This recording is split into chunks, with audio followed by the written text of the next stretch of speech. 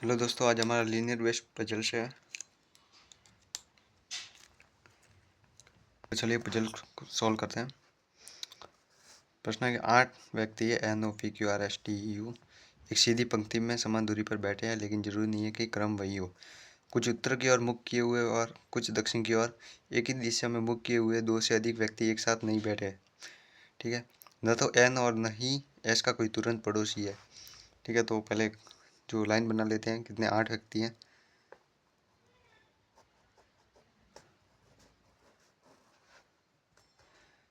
1 2 3 4 5 6 7 और 8।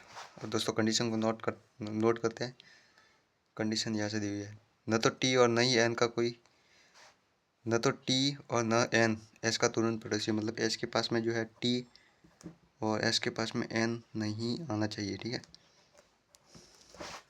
फिर कंडीशन है टी और आर के बीच केवल 3 व्यक्ति बैठे। टी और आर के बीच में केवल 3 ही व्यक्ति बैठे हैं।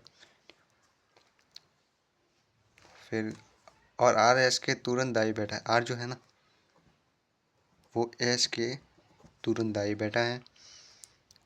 आर के तुरंत पड़ोसी एक ही दिशा में मुख किए हुए हैं, मतलब आर के जो अगल बगल में बैठे हैं ना, वो एक ही दिशा में मुख किए होने चाहिए, मतलब दोनों सेम दिशा में देख रहे हैं। ठीक, सेम डायरेक्शन में। फिर यू जो है वो पी के दाई दूसरी सीट पर बैठा है। यू जो है वो पी के दाई से दूसरी सीट पे बैठा है। आर और पी एक दूसरे के तुरंत पड़ोसी नहीं है, मतलब आर के पास में पी नहीं आना चाहिए, एक दूसरे के तुरंत पड़ोसी नहीं है। ठीक है, ओ और टी पी की दिशा में मुख किए हुए। ओ पी और टी तीनों सेम डायरेक्शन में। ठीक है,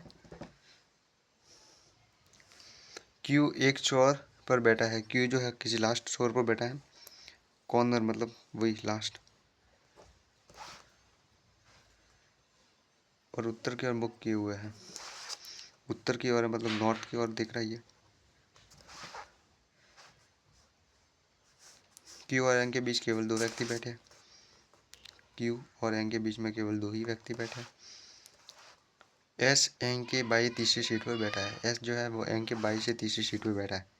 ये एस है और एन बाई तीसरी सीट पर बैठा है। ठीक है, ये कंडीशन हमारी नोट हो गया है। अब शुरू करते हैं।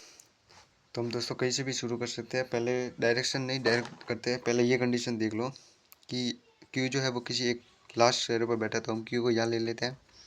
ठीक है, क्यू यहाँ है, ये हमारा हो गया। पहले हमें दिशा नहीं पता है कि नॉर्थ ऊपर है या नीचे। ठीक है, क्यू 2 छोड़ के एन है। क्यू के 2 छोड़ के जो है वो एन है, ये हमारा एन हो गया। ये भी कंडीशन हो गई। फिर देखो एन और एस, अब इधर तो एन हो नहीं सकता, मतलब एस इधर है। एस ऊपर है, मतलब एन ऊपर देख रहा होगा नॉर्थ की तरफ, तभी एस बाई होगा। ये एस हमारा हो गया। ठीक है, फिर कौन सी कंडीशन ले सकते हैं हम। अब नेक्स्ट देखते हैं। ये देखते हैं एस के पास में जो है आर है, एस के राइट साइड में। ठीक है, तो दोस्तों देखो, अब इसकी एस की हमें दिशा तो पता नहीं है। अगर हम आर इधर ले गए तो देखो आर से 3 छोड़ के टी है, मतलब आर अगर हम इधर लेंगे तो 1 2 3 छोड़ के टी इधर नहीं आ सकता, मतलब जो एस आर इधर ही आएगा, तो एस की दिशा जो है वो नॉर्थ हो जाएगी। ठीक है, फिर ये और आर को 3 छोड़ के टी है, तो 1 2 और 3 छोड़ के टी इधर आ जाएगा। ये भी हमारा हो गया।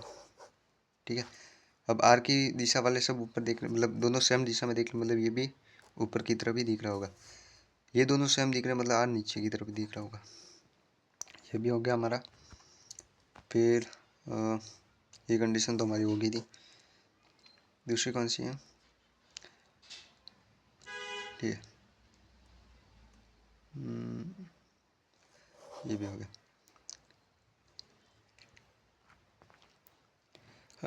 ये कंडीशन है पी की सेकंड राइट टू यू, तो हमें यही दिख रहा है। पी इधर लेंगे तो यू इधर हो जाएगा। ठीक है, ये भी कंडीशन हमारी हो गई। अब बचा कौन है दोस्तों, बचा शेप जो है वो ओ ही बचा है, तो ये हो गया। ये दोनों ऊपर देख रहे हैं मतलब ये नीचे देख रहा होगा, ठीक है। ओ पी टी तीनों एक ही दिशा में दिख रहे हैं, पी ऊपर दिख रहा है तो टी भी ऊपर ही देख रहा होगा और ये भी ऊपर ही देख रहा होगा, ठीक है। क्योंकि डायरेक्शन हमें दे रखी थी नॉर्थ है, तो क्योंकि डायरेक्शन नॉर्थ हो जाएगी, तो ये नॉर्थ है और ये साउथ है, ठीक है। तो दोस्तों ये हमारा सॉल्व हो गया पजल्स, इसका आंसर